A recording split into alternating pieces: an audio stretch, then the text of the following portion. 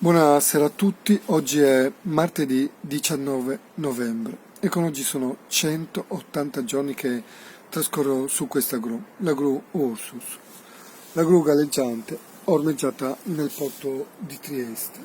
Ecco, e come avete visto mi trovo sempre all'interno di questo riparo di fortuna che sono riuscito a creare con questi quattro teli di plastica su questa gru a circa 35-40 metri d'altezza.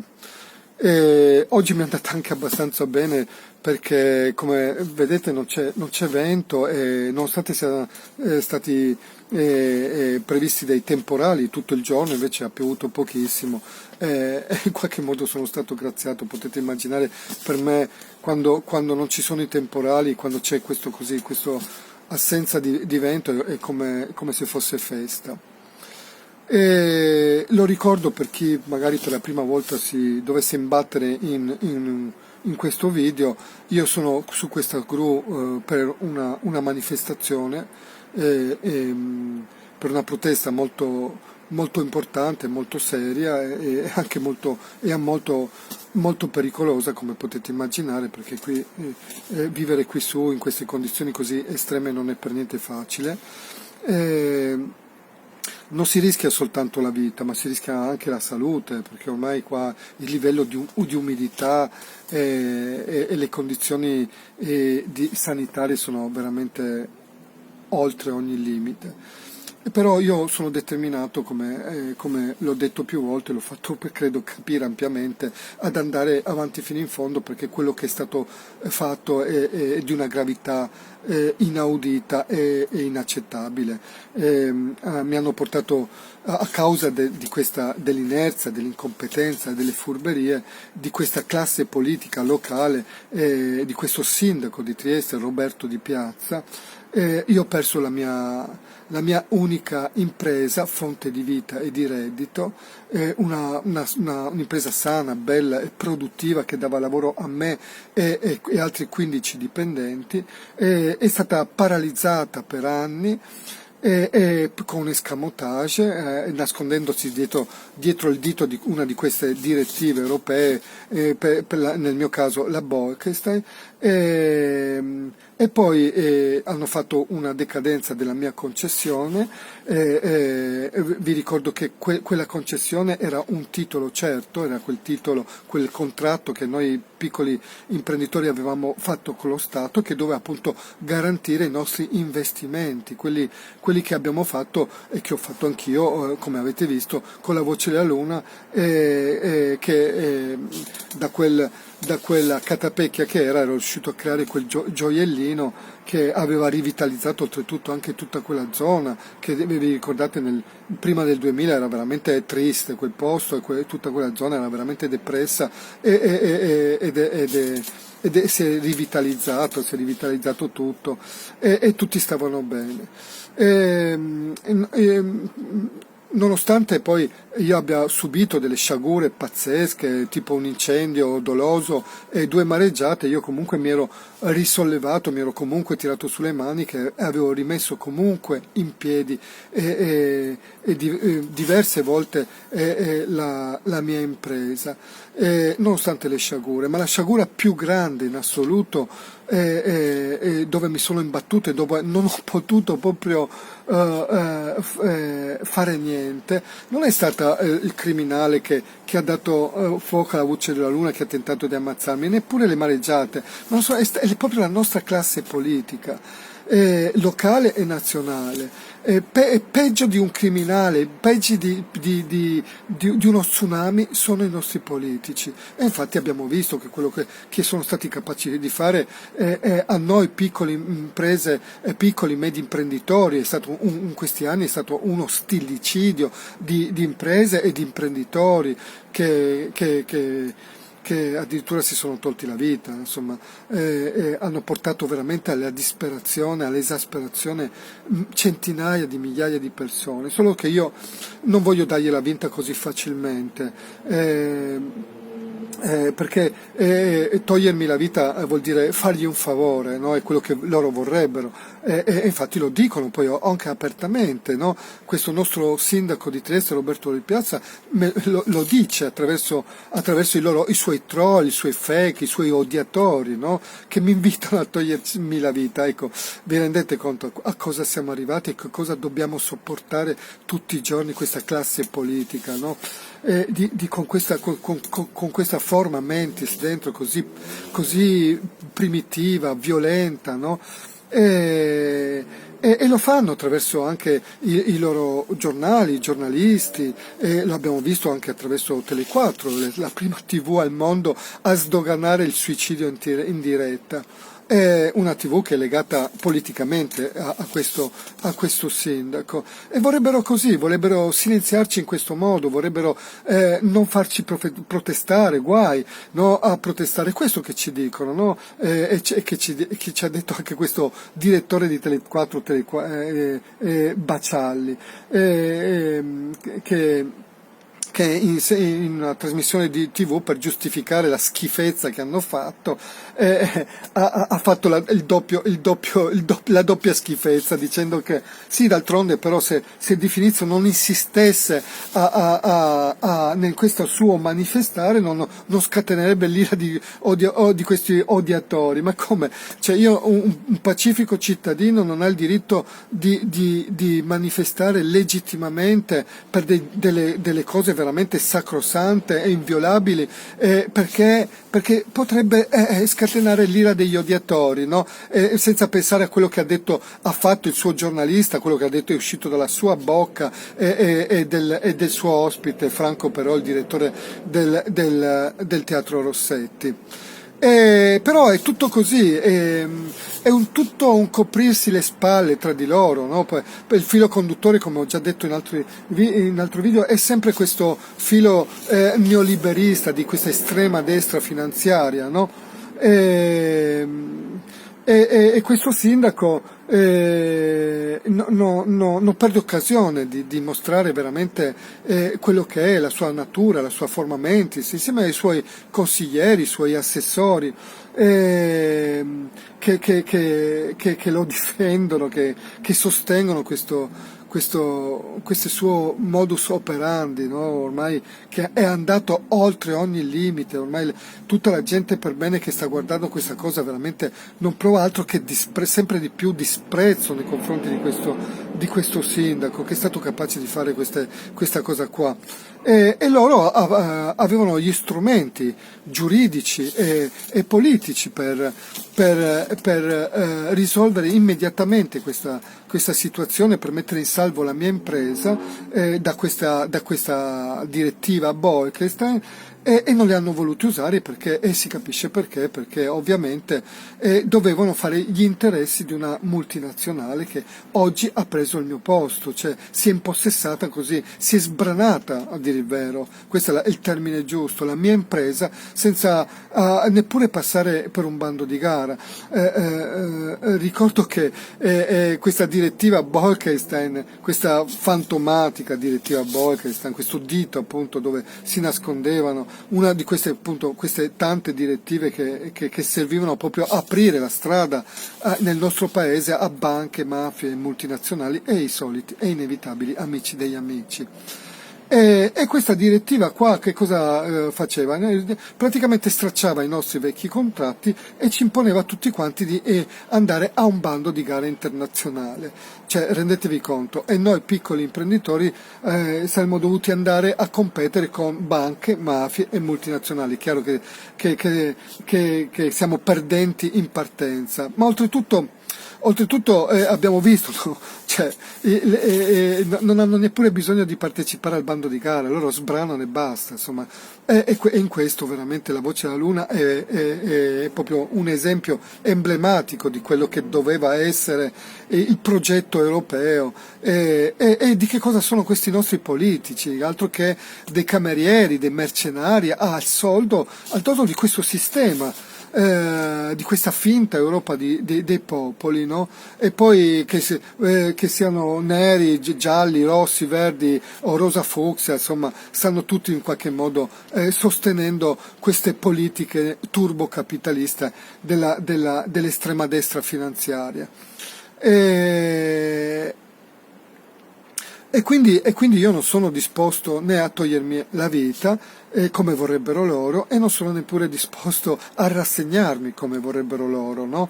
È questo che vorrebbero, che ci dicono: rassegnatevi, tutti già rassegnatevi, tanto noi siamo brutti, sporchi e cattivi e non ce la farete. Oppure guardate che se vi ribellatevi vi tortureremo come stiamo torturando Di Finizio, e vi indurremo, vi spingeremo fino a un tal punto che vi toglierete la vita da soli, no? È questo che ci stanno raccontando, è questo che vorrebbero, ma io non gliela renderò così facile. Probabilmente ce la faranno ad uccidermi, probabilmente prima o poi scivolerò giù da questa gru, ma non sarà un suicidio, sarà un omicidio, e loro lo sanno questo. E anche se dovessi rimetterci la vita, questo sindaco si deve mettere bene nella testa che io non sono da solo, che c'è un sacco di gente che sta seguendo questa cosa, che lui non riuscirà a fermare, perché ci sarà ogni giorno qualcuno che gli ricorderà che razza di uomo è, gli ricorderà il livello di miseria umana e culturale che ha tentato di far scendere questa città. La miseria, proprio la miseria, questa miseria umana, culturale, etica, a cui siamo sottoposti ogni giorno. Io penso che veramente la si poteva veramente vedere 70 anni fa, e questo sindaco ce la sta riproponendo, imponendo in qualche modo, no? A tutti i costi, un sindaco che eh, eh, che saluta col saluto fascista, no?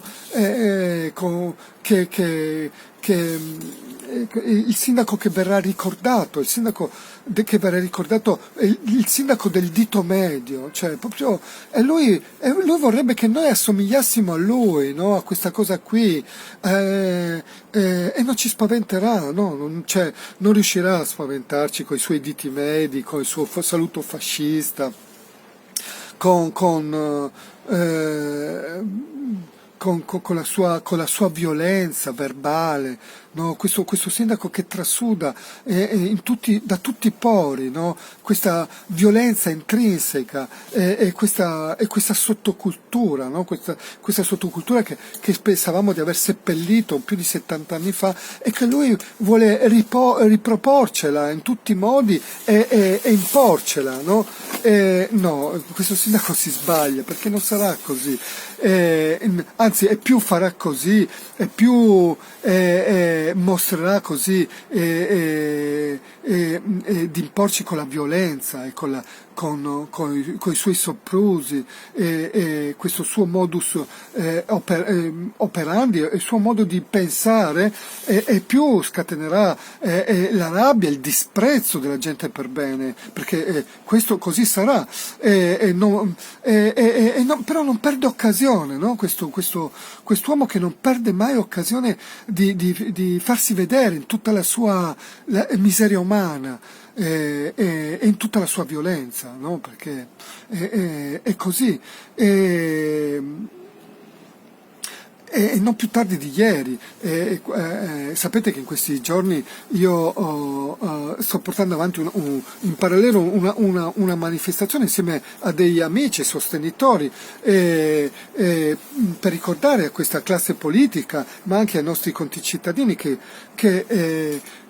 stanno calpestando la vita e la dignità di un essere umano sulla gru, e poi soprattutto dei diritti così importanti che valgono per tutti, no? E che molta gente ormai si sta identificando in questa battaglia, perché insomma lo sappiamo tutti che questo stillicidio di imprese, di imprenditori, è stato proprio a causa di questi nostri politici, e locali e nazionali e anche qui locali che si sono prestati come camerieri a queste politiche neoliberiste e hanno portato a questo livello di esasperazione noi cittadini e questo qua la gente lo sa, lo ha capito, lo sta capendo sempre di più.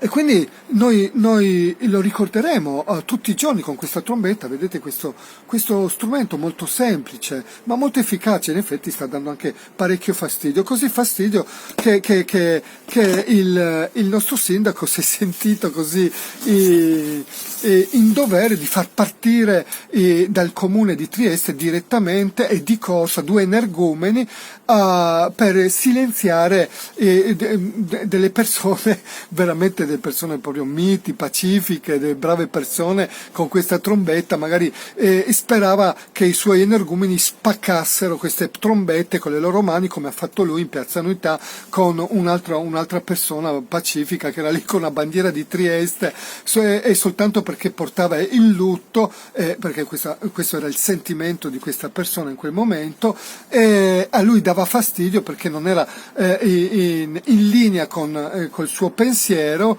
col suo sentimento, e quindi ha pensato bene di spaccare, togliere dalle mani e spaccare questa bandierina con una veemenza intollerabile, ingiustificabile, questa bandierina a questo signore, ed è una cosa veramente pazzesca, e non si smentisce mai, cioè proprio non perde occasione, ma lui, cioè questo sindaco deve mettersi in testa che più fa così e più noi cittadini per bene inventeremo sempre di più nuovi modi per comunicare e raccontare sempre di più a milioni di persone, perché ormai questo sindaco sarà ricordato nella storia come il sindaco che voleva assomigliare a Benito Mussolini, il sindaco appunto del saluto fascista, del dito medio, no? E allora noi ogni giorno lo spernacchieremo. Questo qua, vedete, fa un suono abbastanza fastidioso, che è uno spernacchio fondamentalmente, come Totò, vi ricordate che spernacchiava i politici, no? E noi li spernacchiamo per ricordare chi sono, che cosa hanno fatto e a quale livello etico, morale, culturale ci hanno fatto arrivare e che tipo di cultura o di sottocultura ci vogliono imporre, e a cui noi ci ribelleremo tutti i giorni e ogni giorno di più. Questo sindaco non ha capito che così ha proprio sbagliato e lui pensa che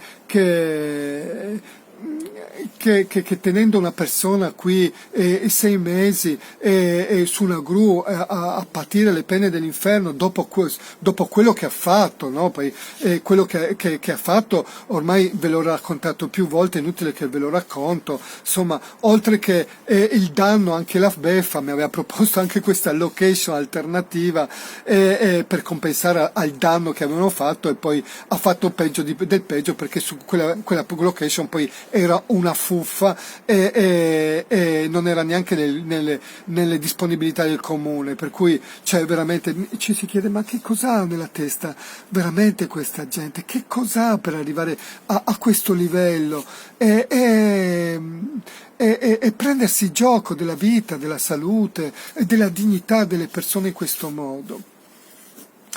E tutto questo per dare spazio appunto a una multinazionale. Oggi, come abbiamo visto, la Voce della Luna è finita nelle mani, come da copione, nelle mani di una multinazionale, la Palcorini Group e Paolo Fontanotto, che oltretutto non hanno avuto neanche bisogno di partecipare a un bando di gara. Ecco, a cosa serviva la direttiva Bolkestein? Noi piccoli imprenditori dovevamo competere con banche, mafie e multinazionali attraverso questi bandi di gara che c'erano stati imposti, però le multinazionali alla fine non hanno bisogno di partecipare al bando di gara. Noi piccoli imprenditori avevamo bisogno della certezza del diritto, invece le banche, le mafie, le multinazionali non hanno bisogno della certezza certezza del diritto, perché il diritto se lo fanno da soli.